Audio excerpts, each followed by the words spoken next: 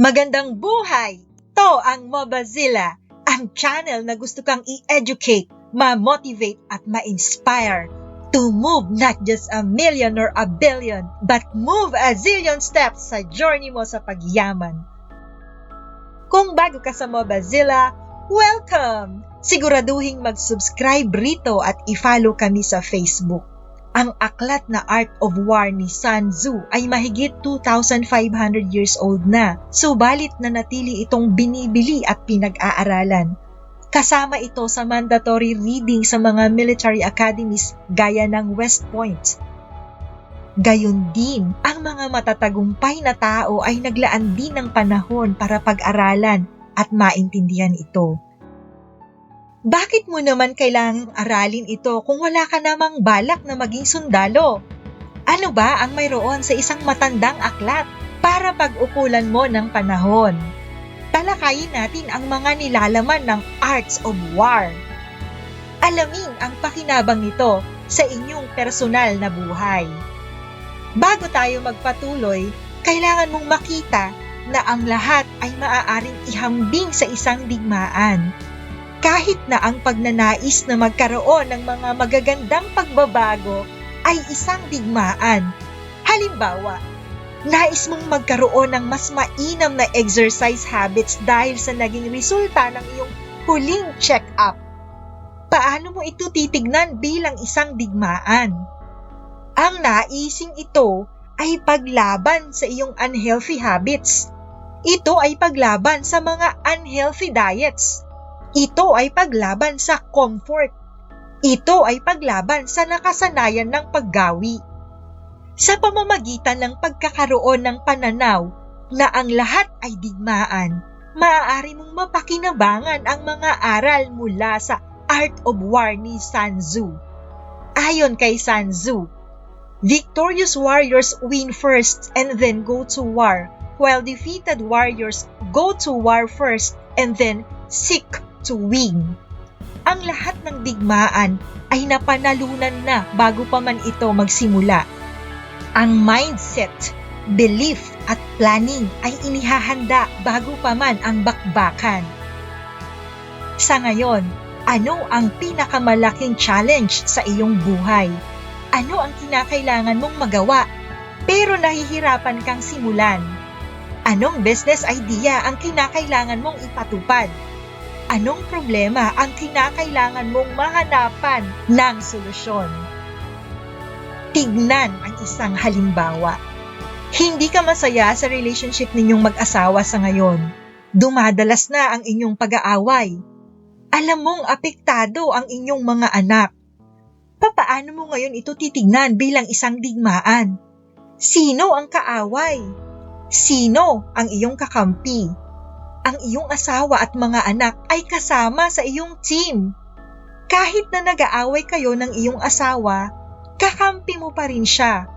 Ibig sabihin, ang iyong kalagayan ay hindi laban sa kanya. Ito ay isang digmaan laban sa mga insecurities at kakulangan ng communication. Ang totoong kaaway ay ang kawalan ng pagkakaisa at ang ego. Dahil nakilala na ang totoong kalaban sa iyong digmaan, mas madali mo na siyang matalo. Ikumpara ito sa kaparehas na kalagayan na ang pinaniniwalaang kaaway ay ang iyong asawa. Sa sitwasyong ito, hindi matatapos ang digmaan ng mag-asawa dahil sa paniniwalang sila ang magkaaway. Ayon kay Sun Tzu, there is no instance of a nation benefiting from prolonged warfare. Kapag napapaharap sa mga mahahalaga pero nakakatakot na gawain gaya ng pagtawag o pag-message sa iyong mga prospects o pagtatapat ng iyong saloobin sa iyong nais ligawan at iba pang mga gawain sa iyong personal o business life, nararapat lamang na huwag na itong ipagpaliban. Maglaan ng panahon. Magplano at aralin ang kinakatakutan. Harapin ang kinatatakutan at manalo sa digmaan. Ang pagpapahaba sa digmaang ito ay magdudulot ng mataas na pressure sa iyong mental at physical resources sa pag-aalala tungkol sa isang activity na dapat mong hinarap noon pa man. Harapin ang iyong takot. Sundin ang motto ng Nike, "Just do it!" Ano ang iyong mapapala sa patuloy na pagpapaliban at pagharap ng iyong digmaan? Ang matagal mo ng business idea ay maaaring ginagawa na ng iba. Ang iyong crush ay mayroon ng bagong kasintahan. Ang iyong prospect ay nakabili na ng produktong kahawig ng iyong ibinibenta. Sa ngayon, anong challenge sa iyong buhay ang patuloy mong iniiwasan?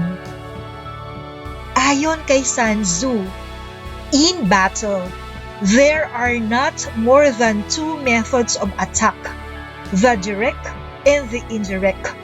Yet, these two in combination give rise to an endless series of maneuvers. Idinidiin sa lesson na ito ang pagiging creative. Ang isang pagsubok ay maaaring mahanapan ng maraming paraan para ito ay malagpasan. Ang iyong responsibilidad bilang general ng iyong buhay at negosyo ay harapin ang mga kombinasyon na ito. Tignan ang isang halimbawa.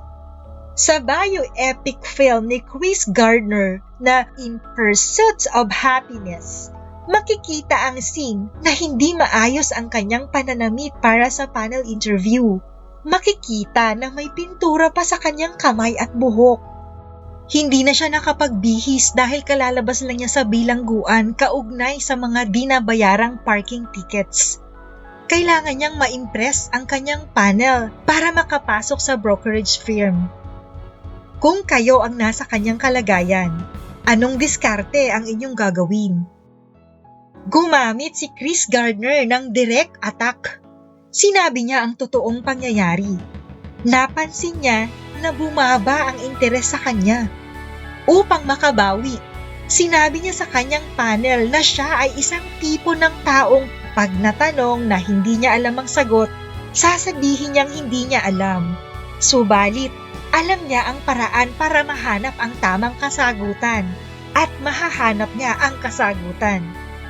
Upang masubukan, tinanong siya kung ano ang kanyang masasabi kung ang isang aplikante na nakahubad baro ay pumasok para sa interview at natanggap para sa posisyon. Sumagot si Chris Gardner, posibleng maganda ang suot niyang pantalon. Si Chris Gardner ang natanggap para sa posisyon. Ang pag-imbita ni Chris Gardner sa kanyang panel para tanungin siya ng mga challenging questions ay isang indirect attack. Sa pamamagitan nito, na-highlights ang kanyang kakayahan.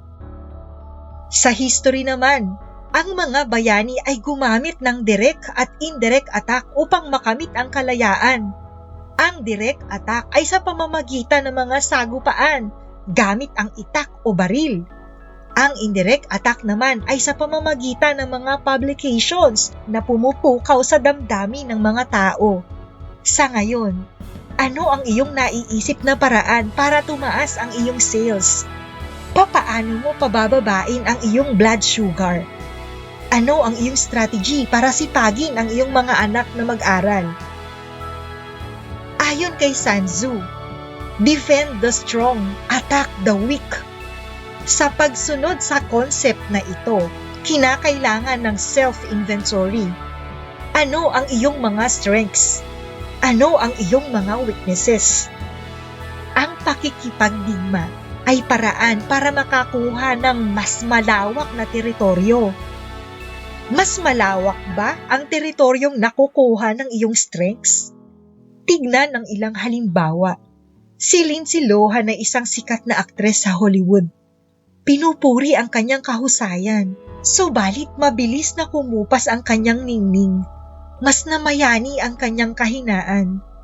Adik siya sa alak.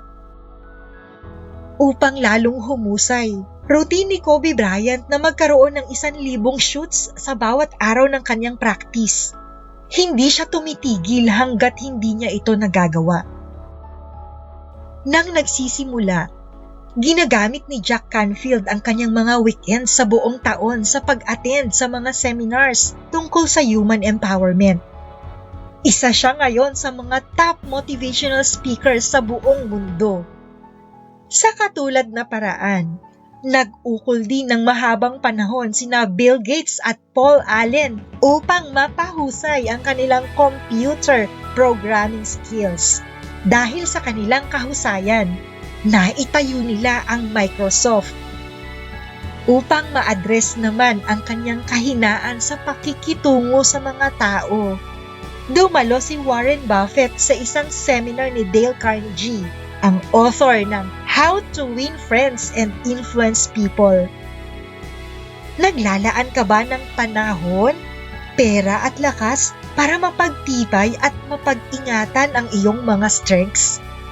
Kung ikaw ay nasa sales, dumarami ba ang iyong nabibentahan? Mas mabilis mo ba itong nagagawa kumpara sa iyong performance last month? Gamit ang concept na ito sa business. Nakita ni Sam Walton, ang founder ng Walmart, na hindi nakakayang maabot ng mga malalaking mall ang mga rural areas sa Amerika. Sa mga lugar na ito siya nagtayo ng kanyang business. Ito ang kanyang paraan para manalo sa business competition. Alam niyang hindi siya mananalo laban sa mga malalaking malls sa urban areas. Ipinauso naman ni John Gokongwei ang unlimited text and call sa Sun Cellular Network. Dahil dito, nakaya niyang makipagsabayan sa Globe at Smart Networks kahit na siya ang pinakahuling pumasok sa telecom business. Tinahaba naman ni Henry C. ang operations ng BDO para mas maraming ma-accommodate na kliyente. Ang operation ng ibang bank companies ay mula 9 a.m. hanggang 3 p.m. Ipinauso ng BDO ang 9 a.m. to 5 p.m. Nagbubukas din sila ng weekends. Kasama ngayon ang BDO sa mga nangungunang bangko sa Pilipinas. Ayon kay Sun Tzu, he will win who knows when to fight and when not to fight.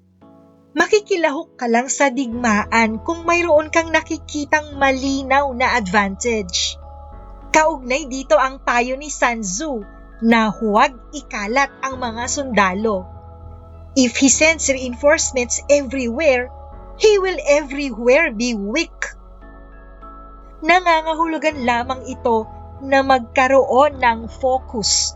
Tandaan, limitado lamang ang ating oras at lakas bawat araw. Gamitin lang natin ang mga ito para sa gawaing makatutulong sa pag-abot ng ating mga goals. Maging mapili sa mga activities na sasalihan. Mapapakinabangan ang time management matrix ni Stephen Covey para sa concepts na ito. Inaanyayahan ko kayong panoorin ang aming summary ng 7 Habits of Highly Effective People ni Stephen Covey. Mag-iiwan ako ng link sa ibaba. Ang pagkakaroon ng focus ay nagbibigay daan sa pagiging specialist. Ang mga nagpakadalubhasa sa limitadong aspeto ng engineering o medicine ay namili lang din ng mga digmaan na kanilang sinalihan.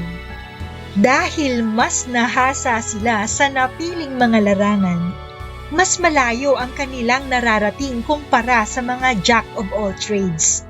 Sa medicine, mas mahaba ang pila ng mga pasyente ng mga specialists kumpara sa mga general practitioners. Tignan pa natin ang ilang halimbawa. Si Oprah Winfrey ay kilala bilang isang TV show host. Nanatili siya sa larangang ito hanggang sa kanyang retirement. Hindi na niya binalak sumali sa politika o mag-artista. Iilan lang din ang gadgets na gawa ng Apple Corporation. Patuloy na lang nila itong pinapahusay. Sa bawat 100 business proposals na dumarating sa Berkshire Hathaway ni na Warren Buffett at Charlie Munger, isa lang ang kanilang pinapatulan. Tandaan, nakakagawa lang ng apoy gamit ang magnifying glass. kung concentrated ang init ng araw sa isang maliit na sulok ng papel. Dahil limitado lang talaga ang ating lakas at oras, kinakailangan tayong maging laser-focused. Pag hindi natin ito nagagawa, nawawala ng saysay ang nagamit na oras at efforts. Walang katuturan ang kalat-kalat na efforts. Gaya ng natalakay natin sa summary ng 7 Habits of Highly Effective People, begin with the end in mind. Alamin ang nais mong mangyari sa iyong buhay. Gawin lamang ang mga activities na kaugnay ng iyong malaking goal. Sa pamamagitan nito, ang iyong karir o negosyo ay magkakaroon ng unfair advantage. Napakadali ng concept na ito. Subalit, nagagamit mo ba sa iyong buhay? Sa mga nakaraang araw, gaano kahaba ang inilaan mong panahon para pagbigyan ang mga request sa iyo na wala ka namang personal na pakinabang? Gamit ang natutunan sa ngayon, matutong tumanggi. Ilaan lamang ang iyong panahon at lakas sa mga activities na nakaugnay sa iyong mga personal goals. Ayon kay Sun Tzu, hence, to fight and conquer in all your battles is not supreme excellence. Supreme excellence consists in breaking the enemy's resistance without fighting. Lumaban lamang sa gyera na sa umpisa pa lang, sigurado ka ng panalo ka. Ginamit ni Sun Tzu bilang halimbawa ang metaphor tungkol sa natural na pagdaloy ng tubig. Maoobserbahan natin na ito ay umaagos sa landas o direksyon na pinakakaunti ang harang. Ihambing ito sa iyong pagnanais na mapaghandaan ng mas maaga ang iyong mga exams. Papaano mo ito magagawa kung napapalibutan ka naman ng distractions gaya ng ingay, hatak ng social media, Netflix at online games? Papaano naman dadaloy ang iyong pag-aaral kung napakaraming mga harang o distractions? Mas madali na maghanap ng lugar para sa iyong pag-aaral na hindi mo na kailangang labanan ang mga distraction. Sa kaso ng Netflix, wala silang resistance na nakaharap ng ilunsad nila ang kanilang business model. Ang model ng blockbuster company noon ay movie rental sa pamamagitan ng mail. Online rental naman at streaming ang naging approach ng Netflix. Dahil pioneer sa video sharing platform, mabilis na lumaki ang YouTube. Last year, umabot sa $15.15 billion ang ads revenue ng YouTube. Ayon kay Sun Tzu, generally in war, the best policy is to take a state intact. Karaniwang nagkakaroon ng price war ang mga magkakatulad na mga negosyo sa isang lugar para mapalawak ang market share. Sa prosesong ito, lahat ng nakilahok ay kinakailangang magsakripisyo ng ilang porsyento ng kanilang kita para masabayan ang ibang participants. Dahil dito, bumabagal ang pag-unlad ng mga negosyo at nasasanay ang mga customers sa mas mababang presyo. Sa kalaunan, ang nanalong negosyante ay hirap na ring pakinabangan ang market kahit wala na siyang kalaban. Paano ito nangyayari? Ang mga customers na ang nagdidikta ng presyo dahil nakita nilang posible naman pala itong maging mababa. Upang maingatan ang industriya, mas mainam na mag-isip ng mga paraan na hindi sangkot ang price war para mapalaki ang market share. Magagawa ito sa pamamagitan ng pagkakaroon ng mas magandang services, mas magandang location, o mas maluwang na parking area at iba pang strategies na magpapaganda sa customer's experience.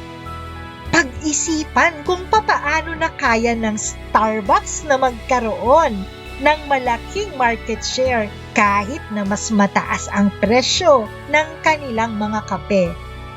Bakit marami pa rin ang mas may gusto sa mga products ng Apple Company kahit na mas mahal sila kumpara sa mga kahawig na companies? Maaari ring gamitin ang payong ito sa ating personal na buhay. Mayroon tayong 4 na aspeto sa ating buhay na kinakailangan nating paglaanan ng panahon. Ito ang ating physical, spiritual, emotional at mental. Kailangang maging balanse sa lahat. Halimbawa, ang pagsasaisan tabi sa physical aspects para magamit ang oras sa pagpapaunlad sa mental aspect ay magsasanhi ng kawalan ng kakayahang pakinabangan ang mental advancement dahil sa pagkakaroon ng mahinang pangangatawan. Ayon kay Sun Tzu, the control of a large force is the same principle as the control of a few men. It is merely a question of dividing up their numbers. Sa personal level, maaaring tignan ang isang malaking hukbo na katulad ng isang malaking proyekto. Upang makayang matapos ang proyektong ito, makakabuting hati-hatiin ito sa manageable levels. Ano ang iyong pinakamalaking goal sa susunod na 5 taon? Hatiin ang 5-year goal sa 5 annual goals. Para sa unang taon, muli itong hatiin sa 12 monthly goals. Para sa unang buwan, muli itong hatiin sa 4 weekly goals. Dahil may weekly goals ka na, pag-isipan ang mga daily activities para maabot ang weekly goals. Muling gawin ang prosesong ito sa mga susunod na buwan. Ulitin lang ang proses na ito sa pangalawa at sa mga susunod pang mga taon. Sa larangan ng negosyo, itinuturo ng concept na ito ang kahalagahan ng pagkakaroon ng isang business system. Sa pamamagitan nito, ang bawat proseso ng negosyo ay maayos na natutugunan. Katulad ng isang general, ang may-ari ng negosyo ay hindi kinakailangang pakialaman ang mga maliliit na aspeto ng operations. Nagtitiwala na lang siya sa pangangasiwa ng mga itinalagang mga pinuno. Halimbawa, ang Jollibee ay may 1,300 stores sa buong mundo. Dahil may sinusunod na business system at may mga designated managers, nagiging magaan ang trabaho ng Chief Executive Officer. Isipin na lang kung gaano karami ang mga companies sa ilalim ng Berkshire Hathaway ni Warren Buffett.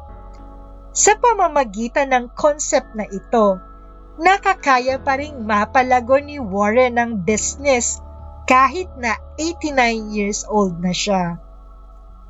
Ayon kay Sun Tzu, in the midst of chaos, there is opportunity. Tignan natin ang ilang halimbawa. Sa market crash noong 1929, nagkaroon ng panic selling ng stocks.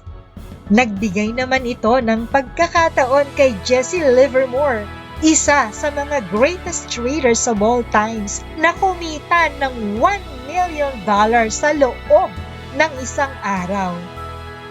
Nagkaroon ng aberya ang halftime show performance nina Janet Jackson at Justin Timberlake sa Super Bowl noong 2004.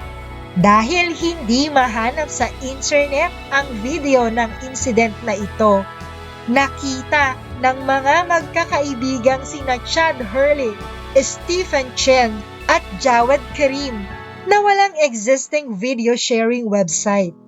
Lalo pang tumaas ang interest ng tatlo sa ideya ng video sharing platform nang mangyari ang malakas na tsunami sa Indian Ocean kung saan mahigit 200,000 na tao ang namatay. Dahil dito, ipinanganak ang YouTube. Kung kayo ang nasa kalagayan ni Steve Harvey noong 2015 Miss Universe pageant, ano ang inyong gagawin? Kung matatandaan, na mali ng announcement si Steve Harvey. Si Miss Colombia ang nabanggit niyang nanalo. Nang makita ang kanyang pagkakamali, binawi niya ang announcement at inilipat ang korona kay Pia Wurtzbach, ang Miss Philippines. Dahil sa kanyang katapangan na ituwid ang kanyang pagkakamali, lumutang ang kanyang pagiging responsable.